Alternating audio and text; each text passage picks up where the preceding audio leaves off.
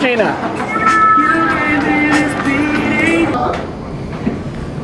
Hello.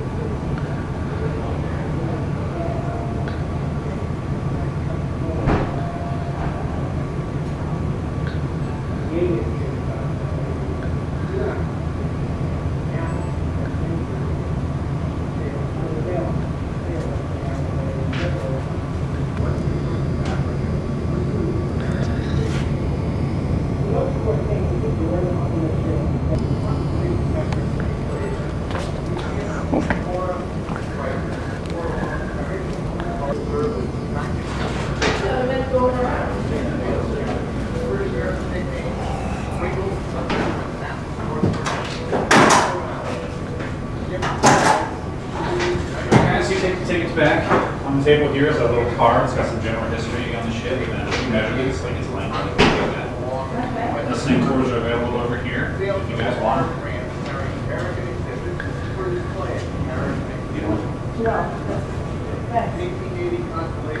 And it's just around the corner and up the stairs.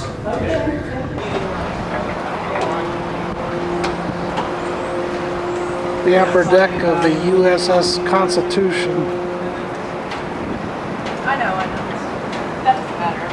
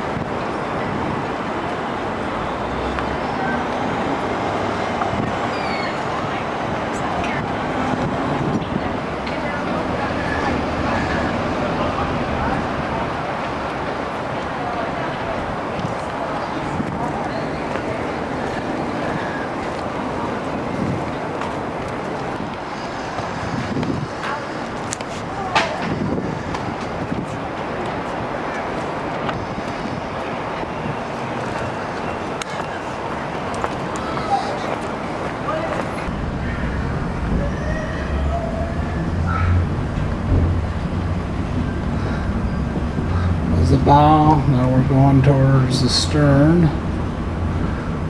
This is the lower deck. Not the real lower deck, but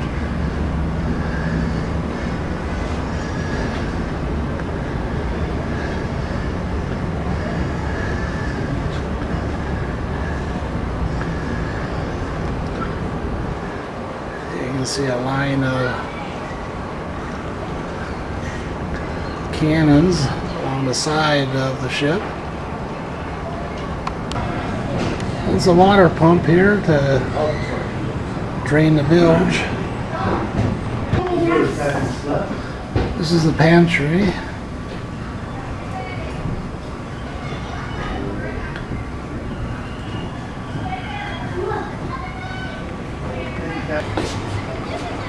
Captain's office.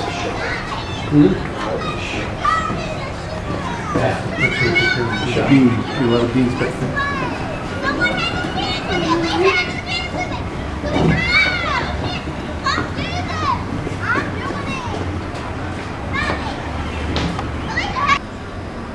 The officers' mess.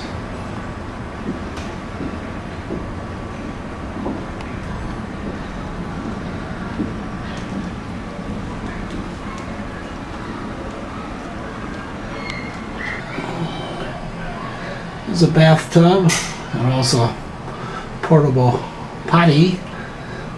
Not portable, but out.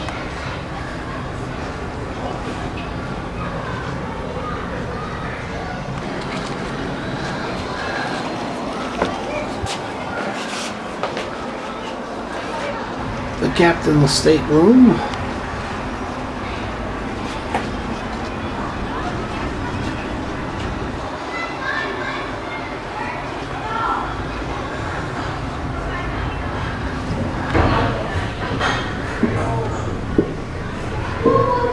The stern of the ship with the officers.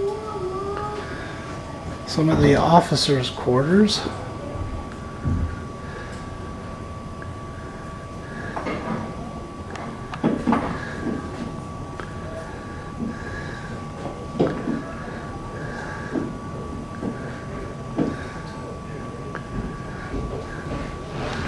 Looking at the stern.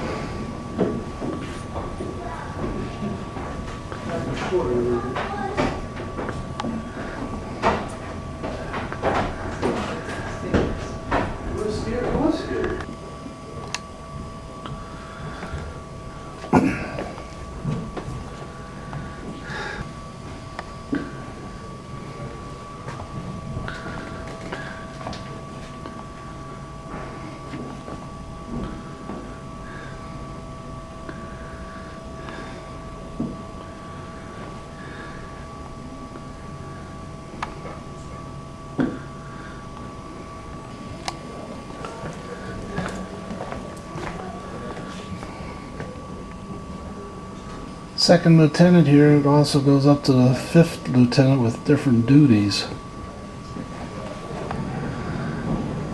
Here where all the seamen slept, see all the hammocks on this deck.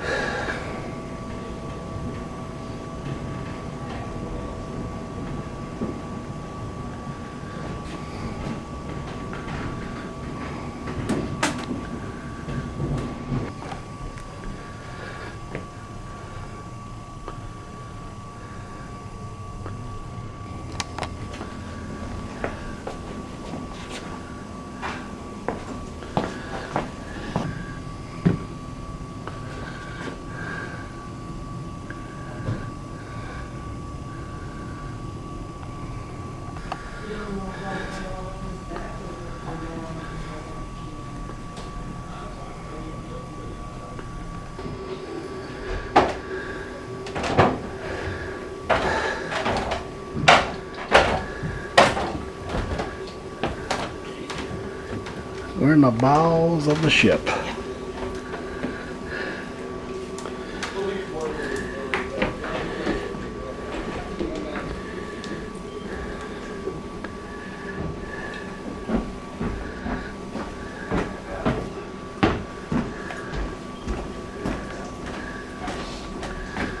That was a Q beam down in the center of the framing of the ship. A lot of frames, wide frames. Q beam on the bow.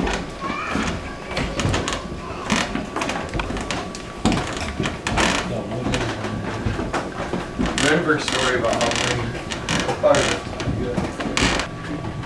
Some rigging just laying out here, looking towards the bow. On the lower deck, where the cargo is held, is the magazine area. On the Constitution, looking at the harbor area. It's called the Inner Harbor. But here we see some of the outline of the city of Baltimore.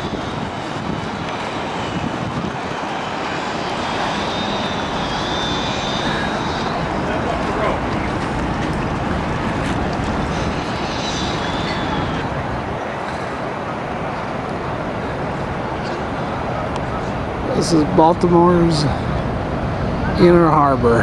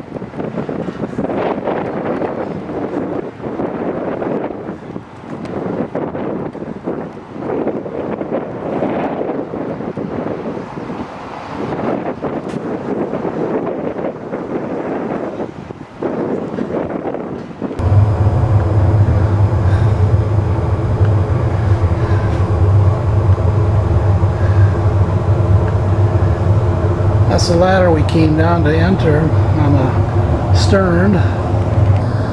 This is the executive officer's wardroom.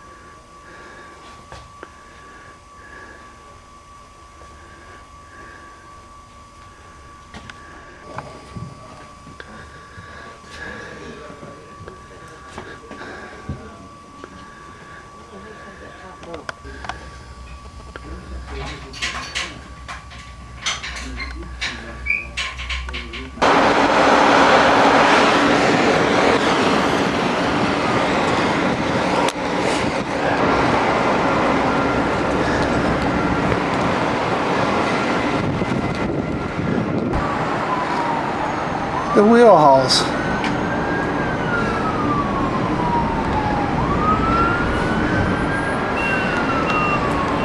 And back is a chart room.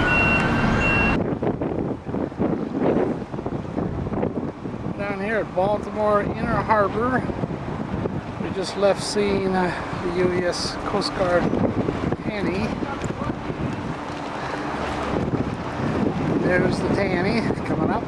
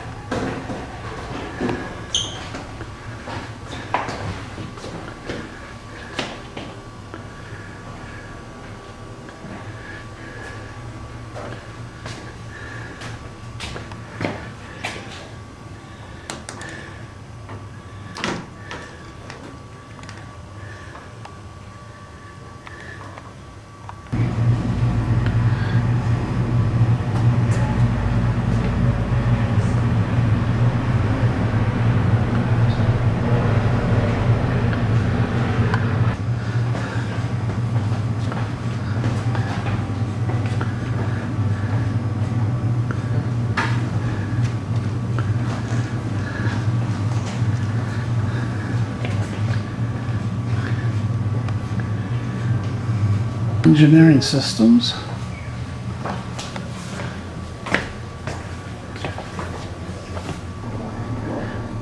Here we got the engine room.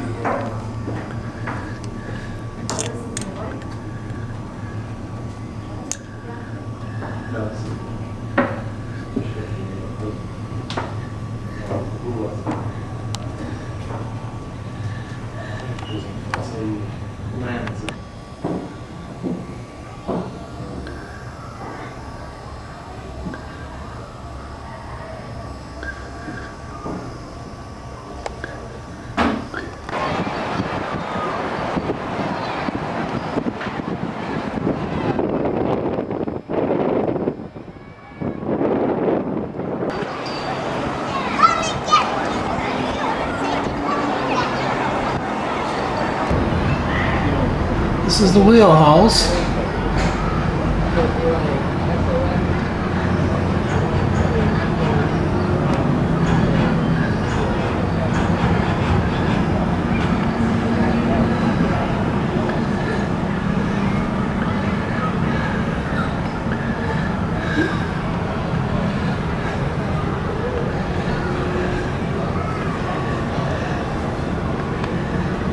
The wheelhouse.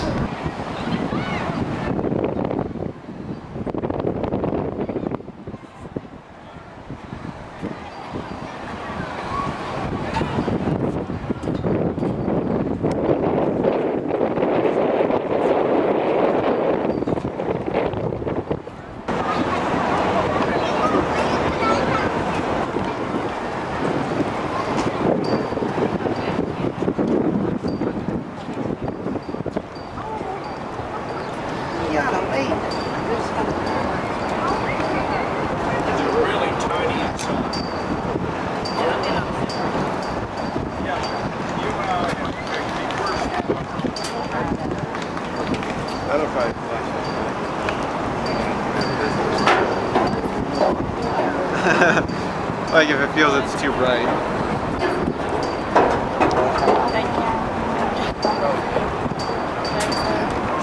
Get it where you want it. Why not get that? Okay.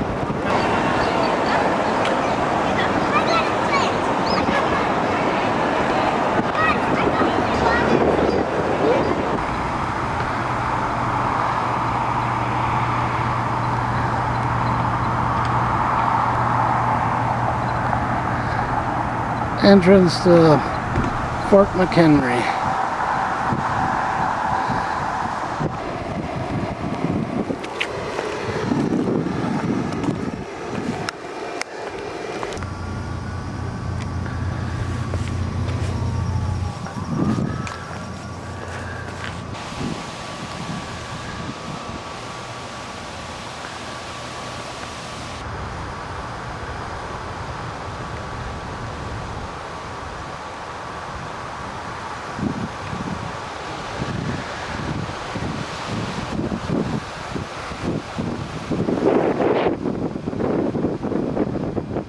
Under reconstruction.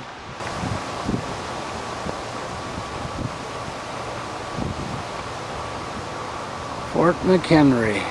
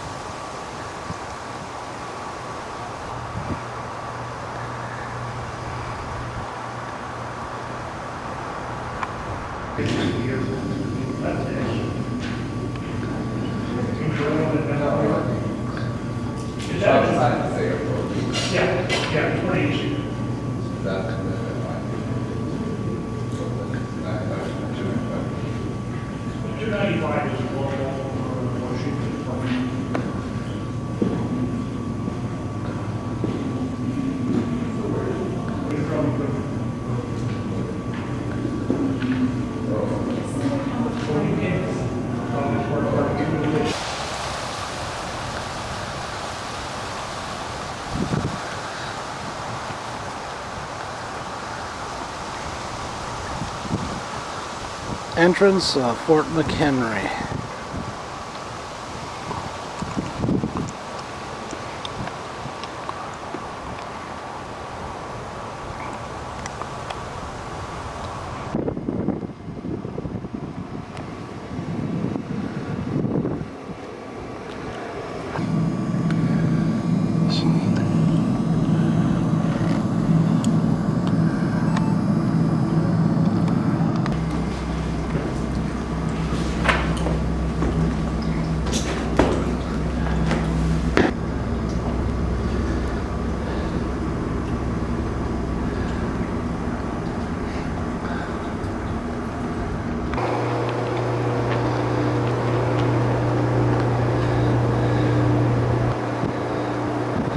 spot there where the flag was flown from.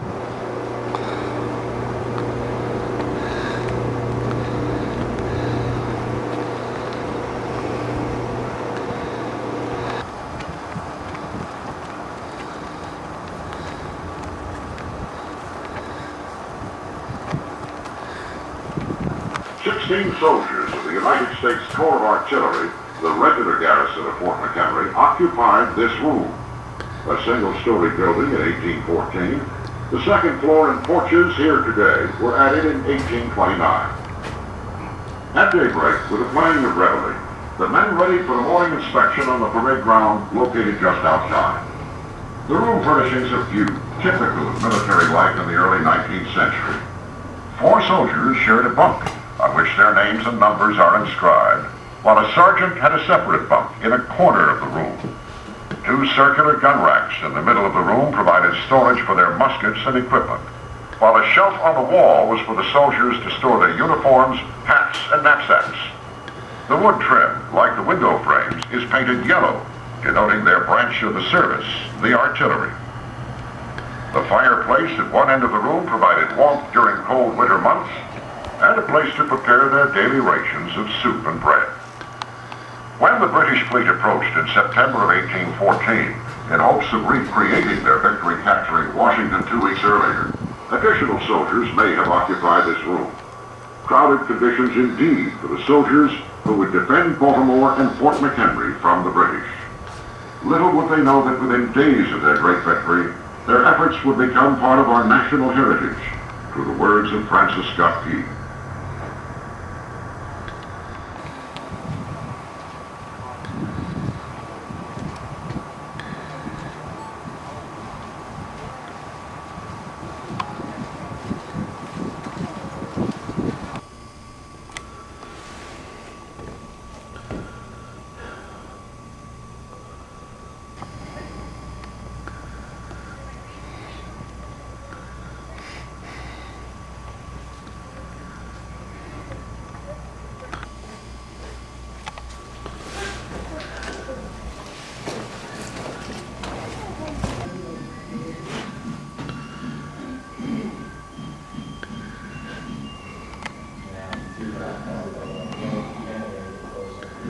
Close to where? Oh, well. Yeah.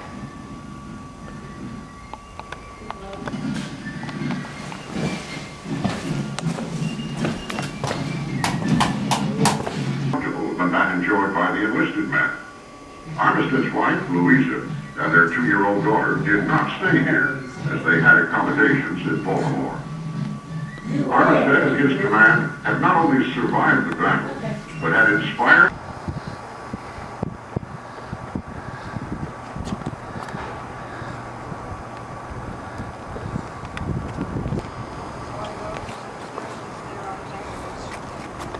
Cargo, a lot of cargo. All our spikes. They had like a red, white. I can take one, It's yeah. such a nice view. Oh, yeah, that, yeah. Yeah. Got it? Yeah, be careful of the steps. You want to go closer. Okay. Yeah. I don't want to.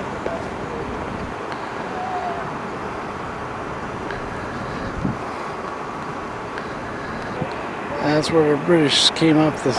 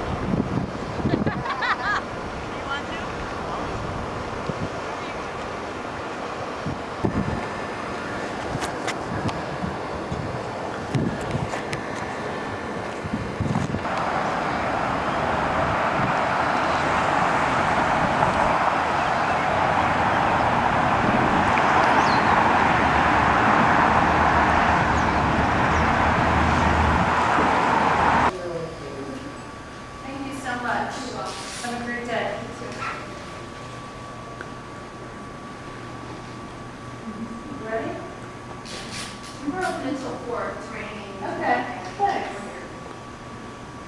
You want to go to the pavilion? We have that covered too. Yeah.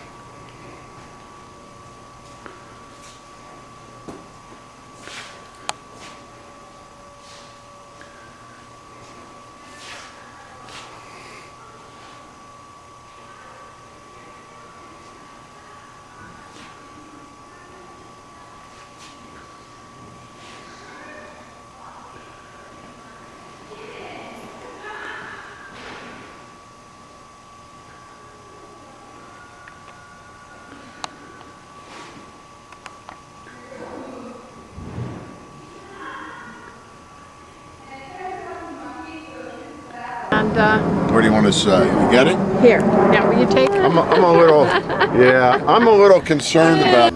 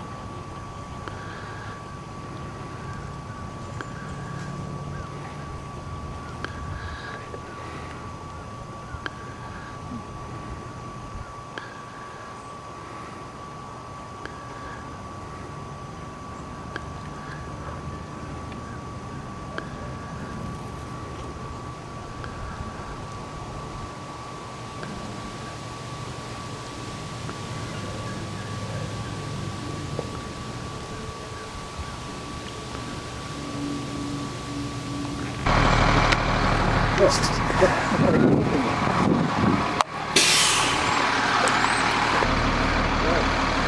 Ranger Dave. I'm a part-time seasonal ranger that's there and walk around 500 yards over there and walk. Now this is where they spent most of their time. They like to watch television together. Ike's favorite programs was Bonanza, Gunsmoke. Mamie's favorite program was As the World Turns. Now she was a little bit different than most of you ladies. Able to make this graduation. We graduated on a pretty busy day for Ike. We graduated on June 6, 1944, 2 days. Underneath the picture is Mamie's crime story, the guest book. This is Mamie's collectibles. We love to collect things. We had a Stuckey's up here where the peach orchard is at that time. She got the shop there.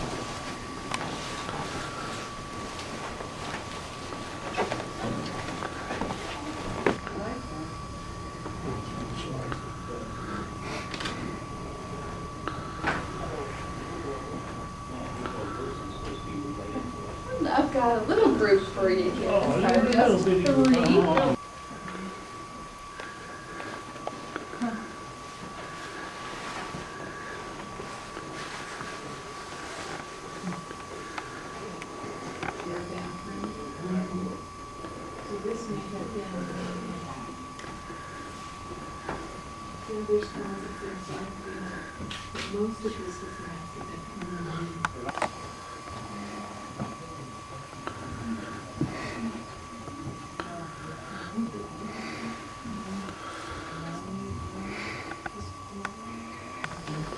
Well, back in the 50s, a lot of people slept between beds. That's right. Yes, they did. Remember I Love Lucy? Yeah, they had drawers. Did you notice Yeah. that? I thought, oh, I don't know, that's a beautiful room. I like something better than that.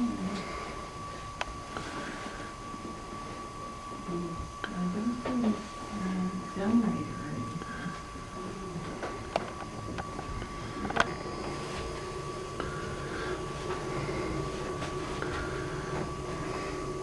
That looks like it's a servant's quarter.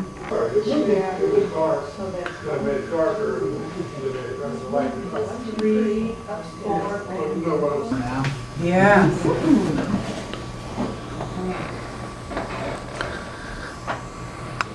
Through the back door, that's pretty late.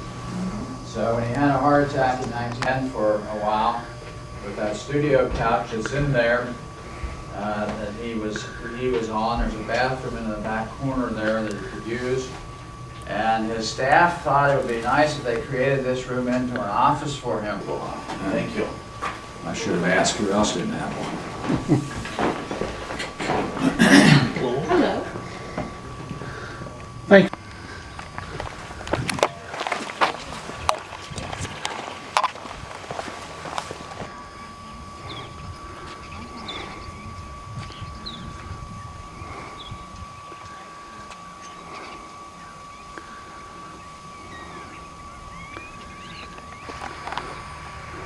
48 pine trees that led into the farm here along the road. And then there's supposed to be this nice panoramic view that Amy really enjoyed.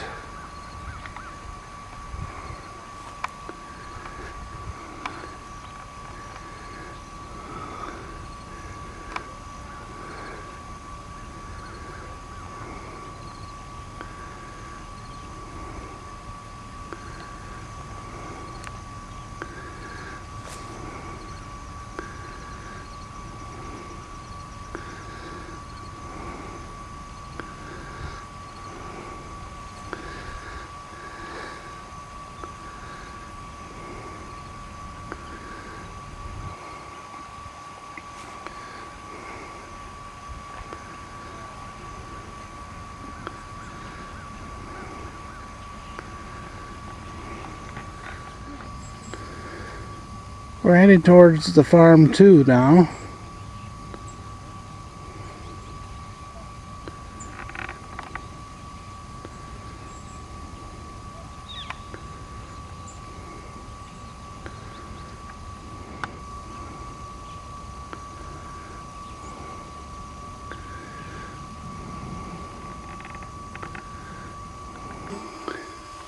Well, and it's wonderful that they did leave it.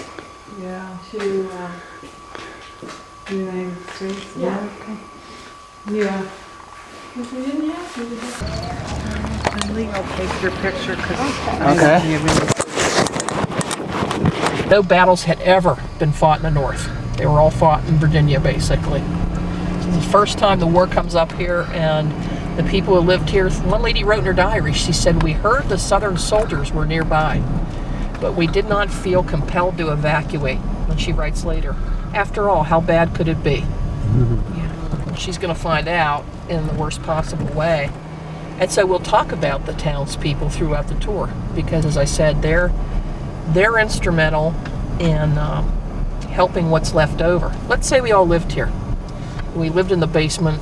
We're the same family, we're in the basement. And The mayor of the city of Gettysburg comes and knocks on our front door the day after the battle, and he says to us, personal horses, and they began to file their stories. And so that's when the outside world begins to send help in.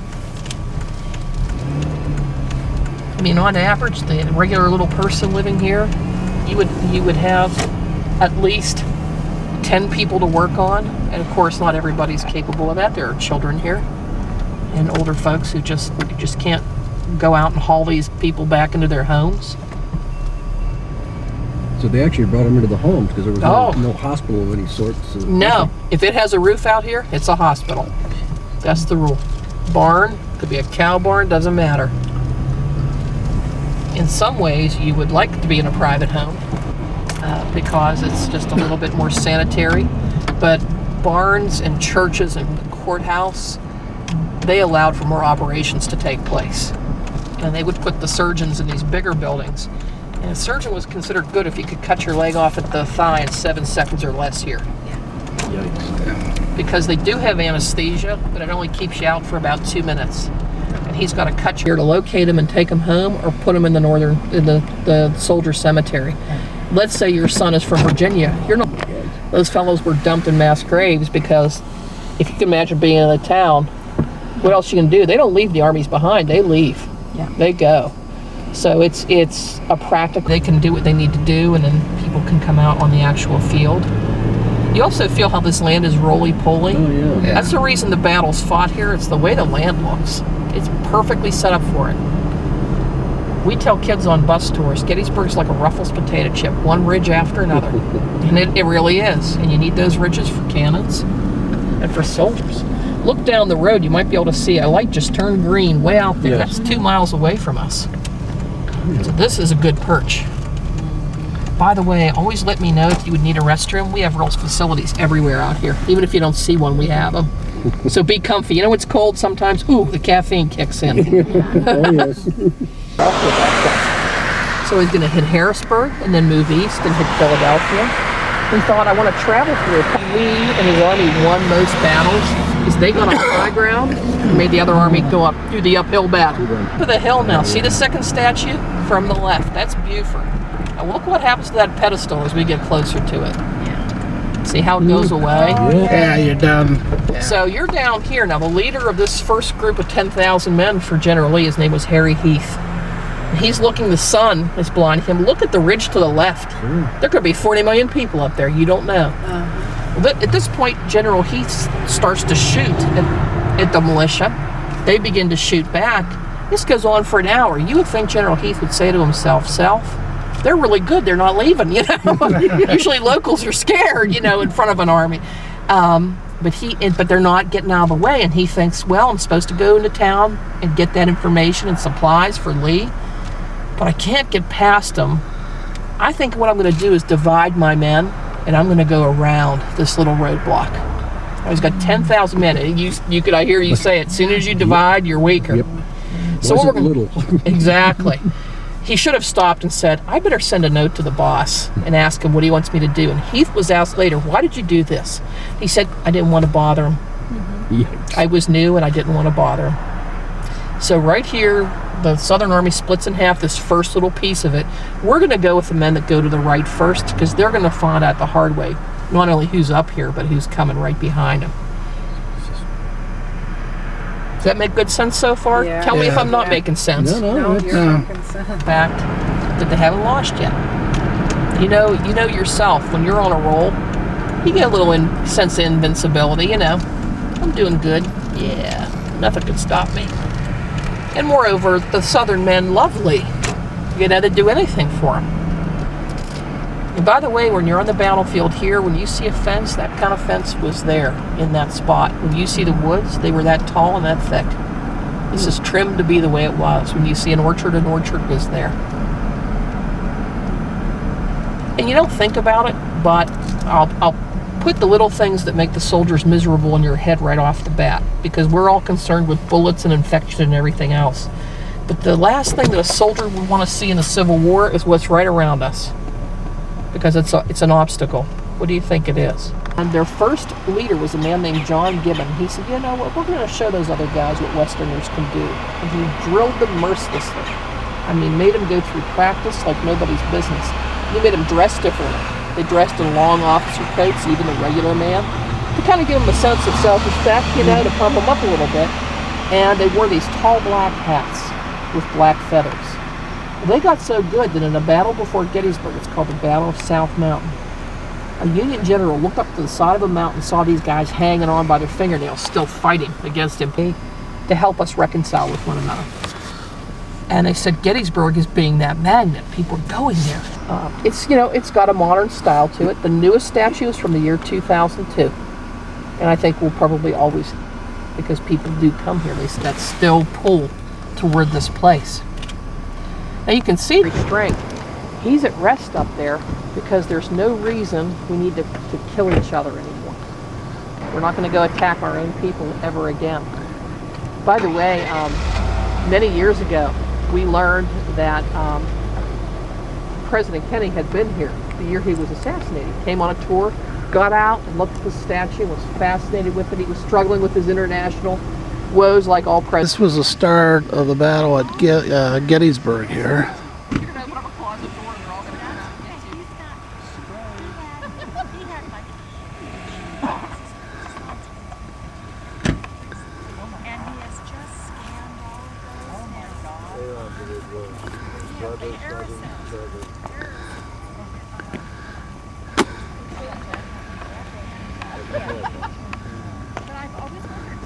Usually where all these monuments are, that was infantry divisions, regiments, brigades that show where they were in the battle located.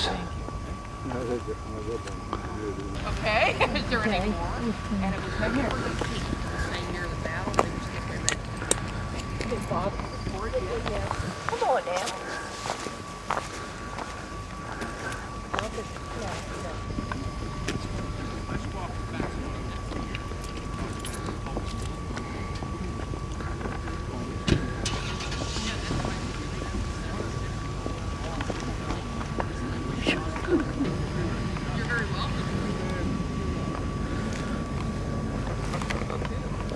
Paragraph. People associate these battles with Virginians so much because of Lee.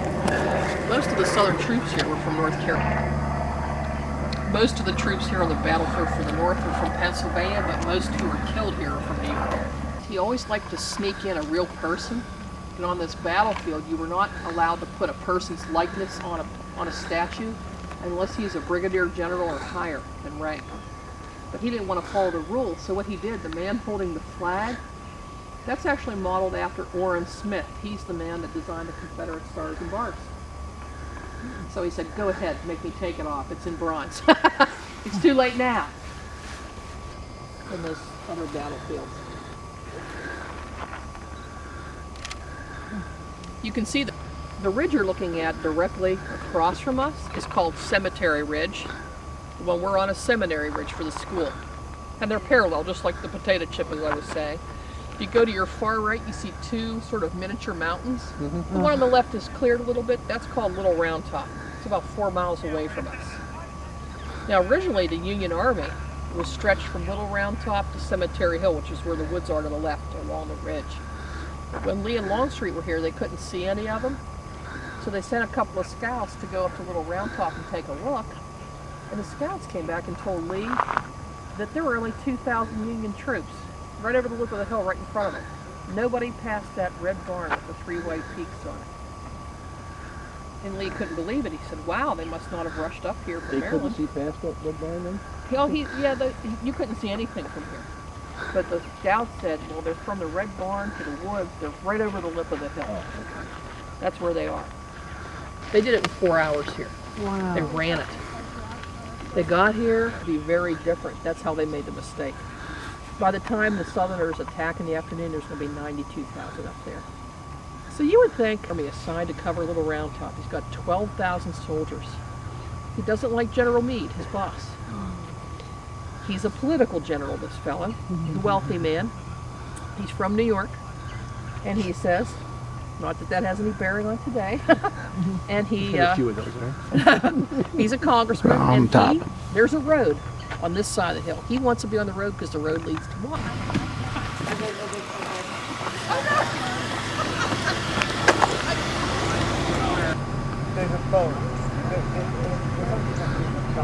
Southern troops came over from that mountain over here.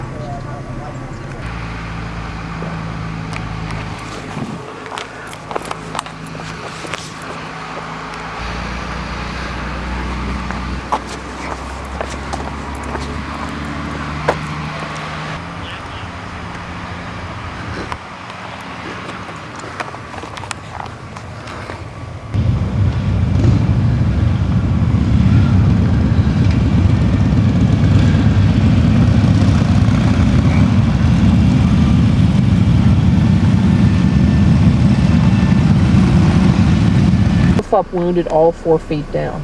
And for many years it went that way, starting in the 1870s.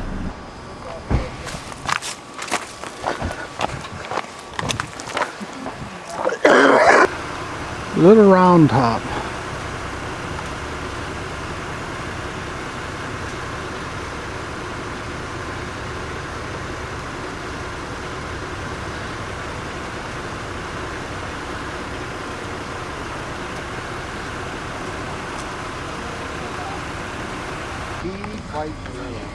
If this hill would have fallen, I personally did not get to stand it. Those other units just go up. Not trait. I can't get the whole thing in. I got the wrong lens in today. Okay, we're ready to get back. That's all right. Robbie's name. We already did it the last time I was here. I didn't know why. Short shot. After that, they could kill you at twice that time. Cannons on the top, they were firing exploding shells, and when those shells exploded in and around those cracks, well, take a look behind you. If you look into the valley, see that lady wearing pink right in front of us? Yes. Go up over her head and to the left. You see them come all the way around and get up here to attack the northern one, which is in the valley directly in front of us, and it failed. It failed miserably. General Lee was out there by the steeple. He didn't see any of it with his own eyes. And he said to General Longstreet, Without a jacket on. you know, you lost 60% of your men today, but I think we can still do it. We're going to go straight at them this time. We're not going to go around them or up on these rocks. Originally, his father started, he died of bench, which I didn't know what bench was. That's going to be our last stop. Oh, really? He got Here, let me get out of the way. You can get some panoramic before we head back to the Battlemobile. I trapped them in there. Good God. just sitting in the room. This is the 44th another group of New York. They're from Albany. Big capital. Okay. Some big cups in that. Oh, yeah. And the guy that designed it, he was very much an mathematician and a avid person. The monument's 44 feet tall. Exactly. The diseases, and of course one of the things we saw in some of the museums were that during the Civil War times and stuff, they never thought about taking the medical instruments and washing them off before you use them on the next person. So that wasn't discovered yet, that just merely cleaning the tools could keep people living a lot longer. You know, one of the things that really did a lot of men here who fought in the woods, we don't even give it a second thought, poison ivy. We were kidding about that kid. Oh yeah, but that's another element. they're not bathing every day, they're so she doesn't go flying off the top. And the reason Pennsylvania's state is that General Meade, who was from Philadelphia, it's a reason Lincoln made him the top general here. He's local. It's personal. He took a vote of his men the night of July 2nd. He said, I'll give you 3 options. We stay and we let them hang themselves attacking us by going uphill, as they have been. We stay and we finish them off, we go after them, or we leave. Way over there earlier.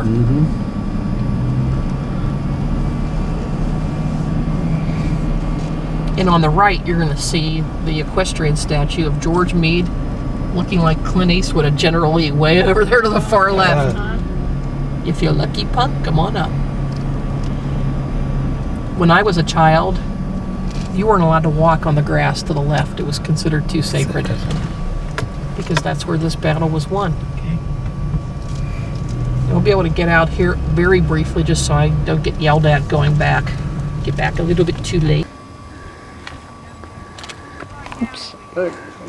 Got it?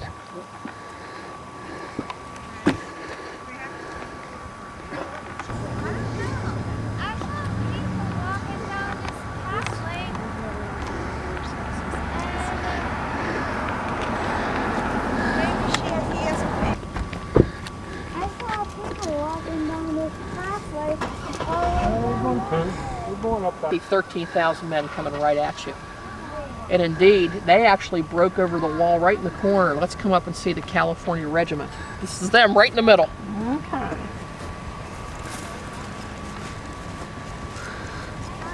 It used to be 2 miles beyond the woods. They were California Regiment here. A lot of the men in this regiment wrote in their diaries. One man in particular, I remember, a man named John Clough. He said,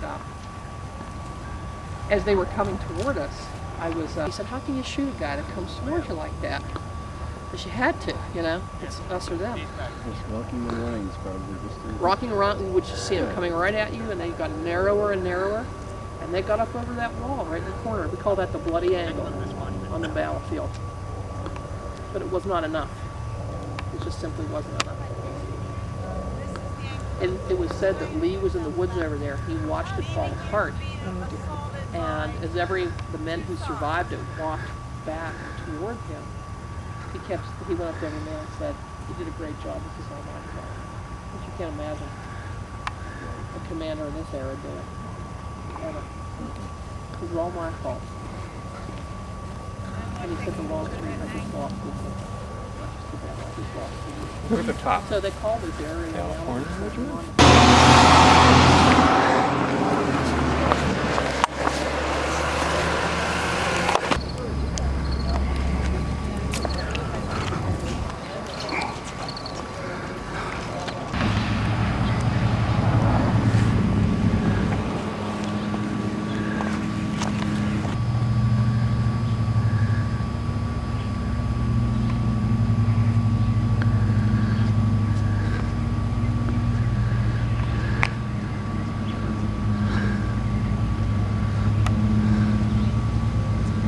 It's a 43,000-pound bomb.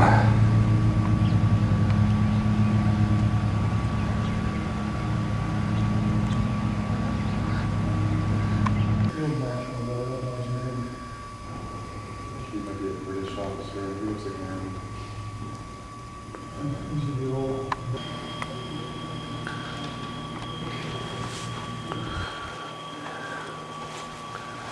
The Davy Crockett.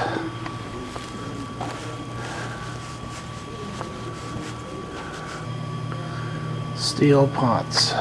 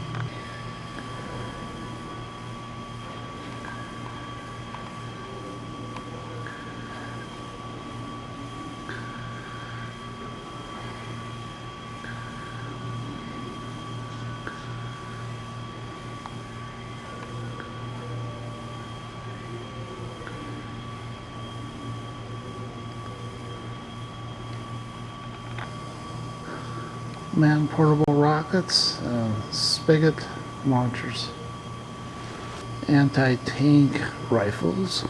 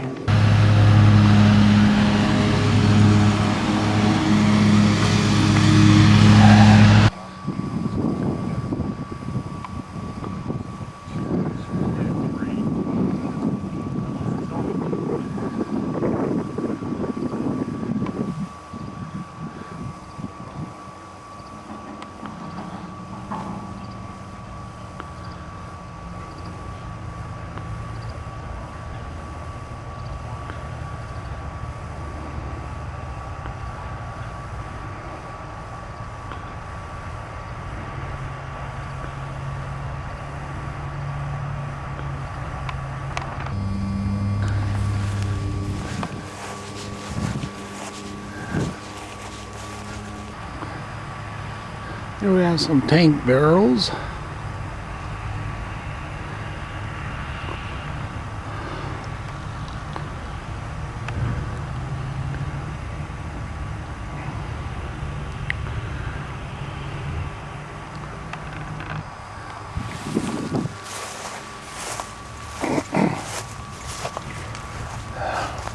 The British Whippet.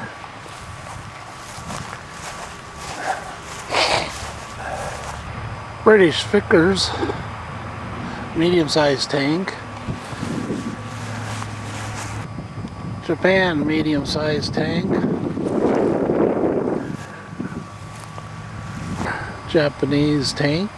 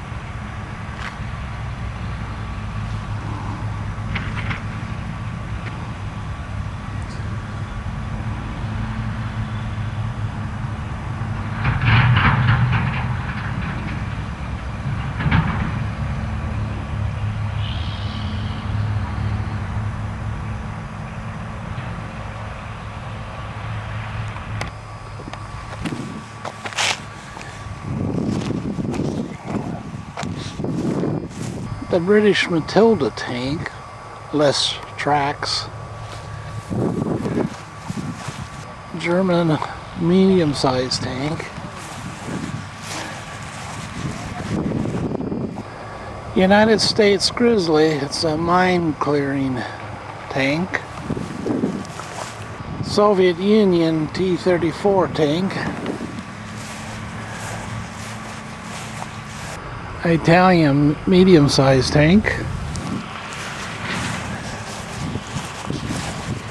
U.S. light tank, the Stuart.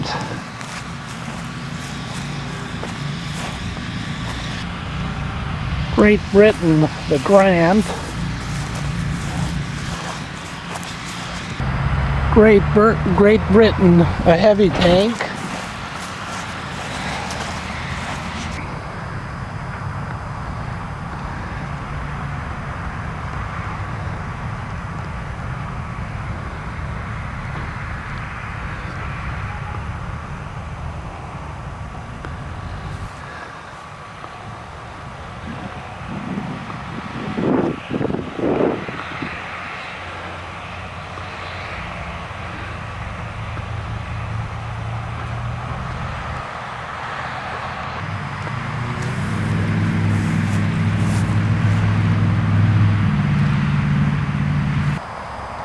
U.S. Pershing missile from the Army.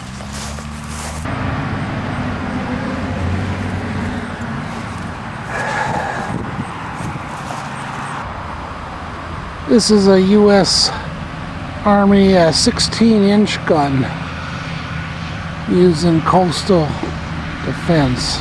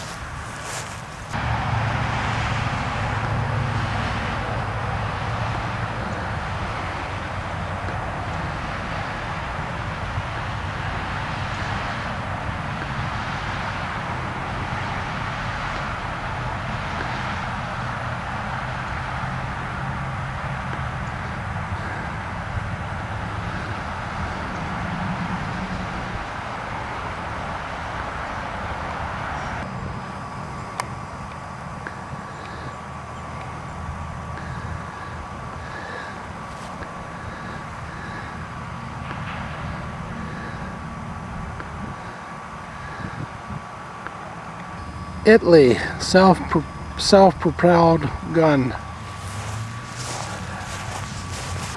Germany, self-propelled gun. German, called the Grizzly, self-propelled gun.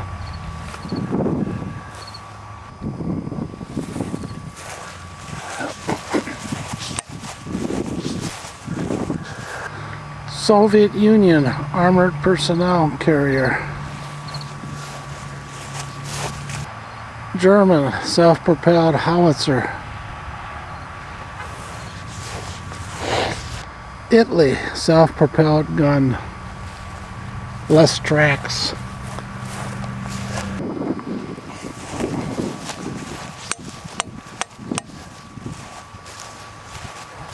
France, World War I howitzer.